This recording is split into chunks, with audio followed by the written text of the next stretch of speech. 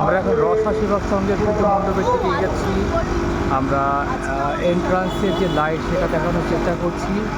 দেখুন কি অপরূপ দৃশ্য। আমরা এবার পূজা মণ্ডপে থেকে যাবো।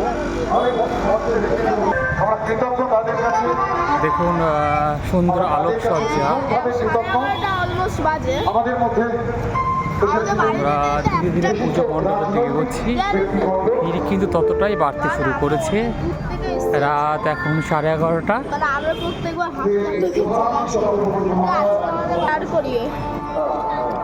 দেখুন রাত 11:30তেও কত বড় লাইন, সব লোক দাঁড়িয়ে আছে ঠাকুর দেখার জন্য।